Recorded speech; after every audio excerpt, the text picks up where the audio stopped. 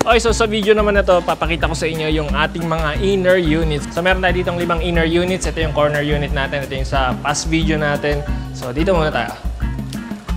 So ito yung pinaka-driveway ninyo. So meron tayo ditong 5. So ito yung pinaka-driveway natin. And then dito is meron tayong 1-car garage. So yung pinaka-driveway natin, meron din tayo doon mga cove ceiling design na meron PVC paneling. Also dito sa inyong garahe. Meron ka na rin dito modern ceiling lamp and may cove ceiling ka na rin. Sabay unang sasalubong rin sa'yo is yung napakalaki natin na sliding window. Sabay dito is yung inyong main door which is made of steel na rin. Ayan. So dito rin yung inyong pinaka-formal living area or yung ating receiving area. So ayan, may cove ceiling design tayo and you have this much space. So may meron rin tayo ditong marble finish design dito sa ating flooring. Dito yung inyong magiging media wall. If ever, sabay dito yung magiging position ng inyong sectional sofa if ever. Sa baba ng ating pinaka-staircase rin is meron rin tayo ditong extra storage space and ito nag-up na rin to as corner shelves na rin if ever. Okay. Staircase natin is on this side. Meron tayo stainless steel, sabay wood-like finish design dito sa ating mga threads. Sabay 3 steps paakyat. Dito is meron kang powder room, meron kang wall-mounted sink, toilet, may marble finish design dito sa ating mga walls and may medicine cabinet na rin tayo. So, easy access na rin to if ever dun sa ating mga bisita. Second floor natin is yung ating main living space.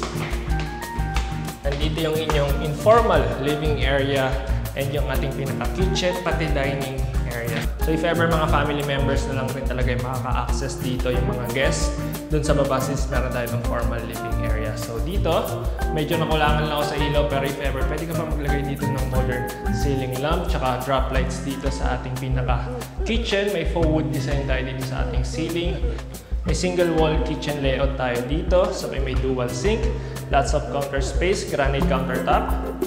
Dito yung provision ng ating pinaka-rain chute. Sabay dito magbubutas ng inyong cooktop. And then marami na rin tayo yung cupboard space, yung mga cabinet space. Sabay sa likod naman natin is yung ating pinaka-laundry area or yung ating service area. Pero pwede mo rin itong buksan if ever since ito na rin yung nag-a-act ng ating ventilation or yung ating air well. Okay? So, dito naman, underneath our staircase is meron ulit extra storage space. Ayan. So, ito yung staircase natin paakyat dun sa ating dalawang pang bedroom. Pero dito muna tayo. So, behind this door is your bedroom number 1 on this side. Yung ating pinaka-floor to ceiling na built-in wardrobe. Sabay ito. Medyo na-surprise ako since hindi ko expected na magiging ganito kaluwag yung mga bedrooms natin. So, meron ka na rin ditong floor to ceiling na set of windows. Provision for your AC unit. Sabay yung flooring natin is meron tayong wood-like finish design and may cove ceiling na rin tayo. Sabay dito sa likod natin or sa likod ng ating pinaka-built-in wardrobe is yung ating ensuite toilet and bath. Dito yung inyong shower area. Dito yung inyong pinaka-wall-mounted sink, vessel sink. Sabay dito sa sulok yung ating pinaka-toilet. Finish natin is meron tayong marble finish design sa ating mga walls. So now, akit na tayo sa ating third floor. Meron pa tayong dalawang bedrooms. Tara! Sa third floor natin, meron pa tayong dalawang bedrooms. Flooring natin pag akit mo sa third floor is katulad sa bedroom, wood-like finish design. May walk-in closet tayo dito, malaki, floor to ceiling. Ayan. And then sa tapat niya is yung inyong ensuite toilet and bath, wall-mounted sink, toilet sa gitna, sa may shower area. Dito sa dulo, may wall niche ka na rin dito. Sabay may provision if ever maglalagay ka ng LED strips dito sa ating cove ceiling design. Then, this is your bedroom number 2. Medyo mas malaki na sa baba since wala siyang walk-in closet. Pero dito may walk-in closet so medyo mas lumit yung space natin.